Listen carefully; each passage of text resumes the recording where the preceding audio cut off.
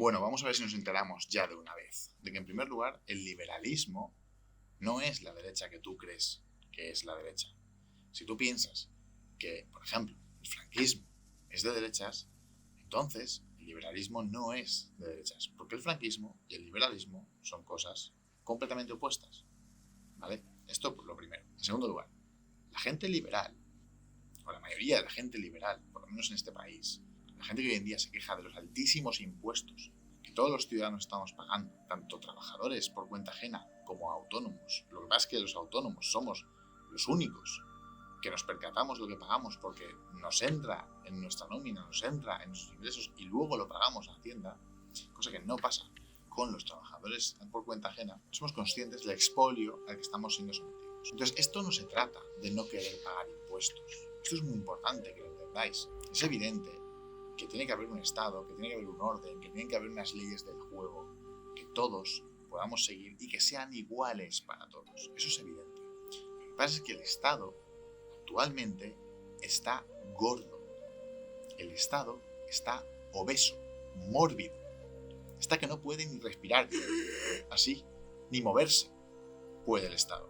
Ahora mismo lo que tenemos como Estado es como un obeso de 180 kilos que venga a tragar calorías o euros, en este caso, recursos, y no te ofrece nada prácticamente a cambio. Te ofrece algunas cosas, pero te las ofrece de mala calidad y encima muy caras. Y aparte, tiene mucho recurso que no está siendo utilizado de forma optimizada y que está directamente despilfarrándose.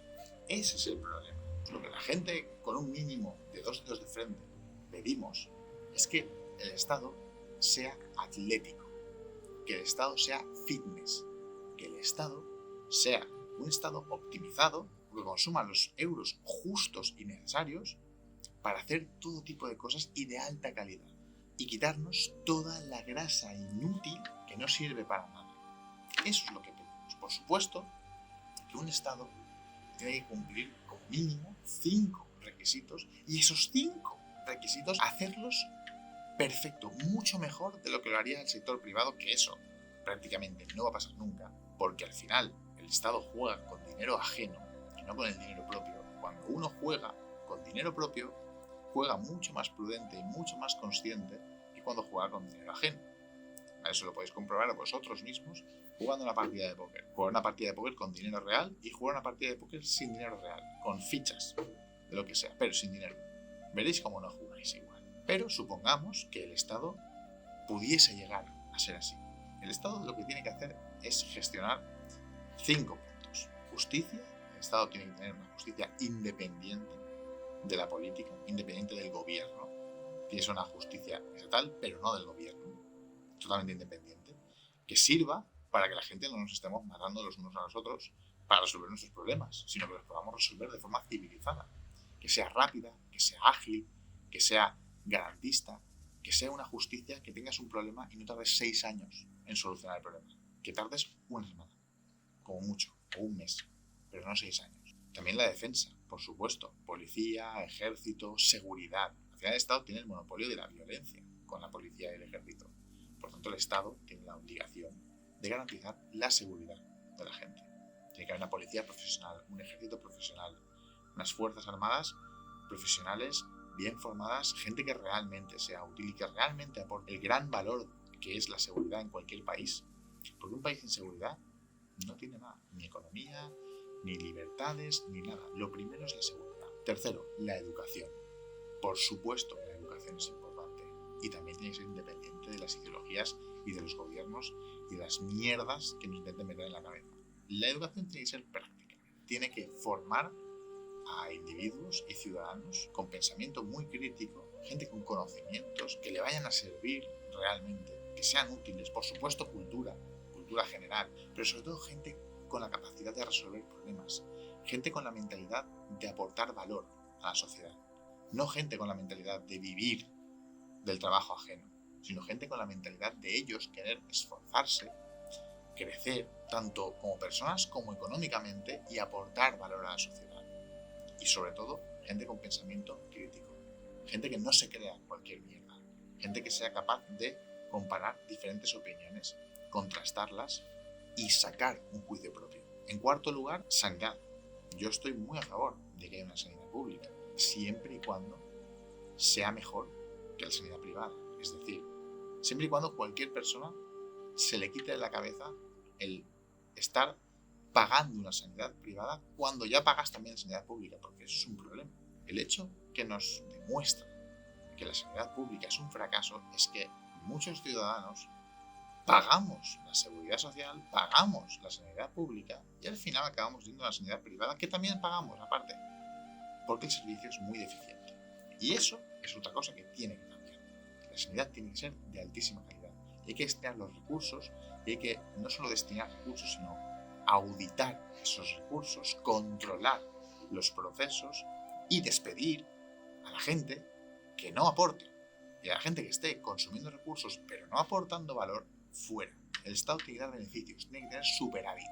Superávit dando el mejor servicio posible. Mucho mejor que la competencia privada. Ese es el objetivo. Así es como funcionan bien los estados.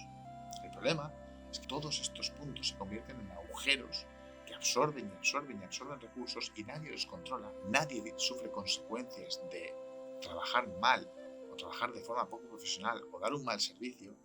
Al final, eso redunda en ineficiencias, en largas colas de espera, en servicio muy deficiente, en falta de material, cuando el dinero está, pero se pierde. Es un dinero que se pierde por ahí, pero lo pagas tú.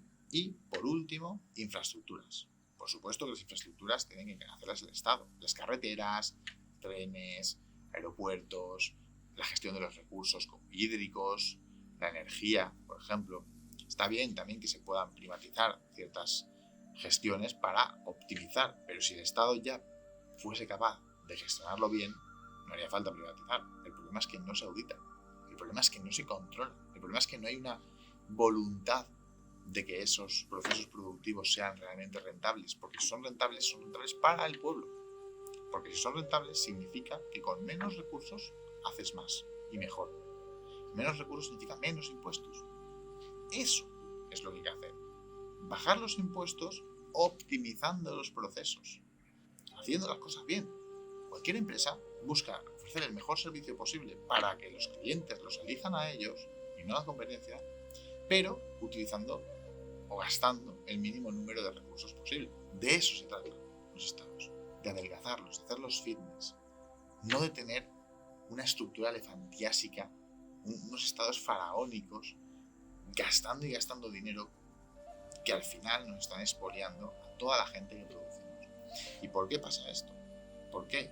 ¿Por qué sí que es así y no es como debería ser? Porque al final los estados democráticos han encontrado en la propia democracia su propia panacea, su piedra filosofal. Y lo que está ocurriendo en muchísimos países es que los estados son dirigidos por los gobiernos y los gobiernos son dirigidos por los partidos políticos y los partidos políticos quieren alcanzar el poder y para alcanzar el poder necesitan votos y al final les sale más rentable robarle a 10 personas y repartir ese dinero robado entre 20 o 30 que no hagan nada, que no aporten valor, pero que voten.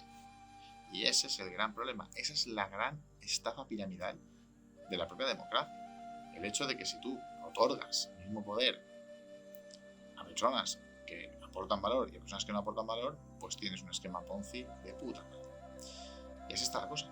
Y así jamás se va a poder adelgazar al Estado, porque al final el gobierno va a tender siempre a absorber más recursos para dar más ayudas, más políticas de subsidios, más, al final, más clientelarismo, más gente dependiendo y viviendo del Estado que vota por ese gobierno que le da esas ayudas y no promocionando que la gente sea independiente, que la gente produzca, que la gente cree valor, que la gente pague impuestos, pero pague impuestos justos, no pague un expolio para luego financiar cosas que son totalmente inútiles. No. El Estado al final tiene que garantizar unas leyes, tiene que garantizar unas reglas del juego justas para todos, igualdad total ante la ley, pero no igualdad de resultados. Cada uno que se busque la vida y cada uno que crezca y que se desarrolle y que tenga los beneficios de su esfuerzo y de su trabajo y que los pueda disfrutar, porque así se motivará a crear más. Cuanto más esa persona más valor aporte a la sociedad, más impuestos acabará pagando también. Y esa es la clave. Esa es la clave que no se está haciendo hoy en día y que solucionaría muchísimos problemas. Ese es el cambio de mentalidad y esa es la batalla cultural que tenemos que dar a partir de ahora.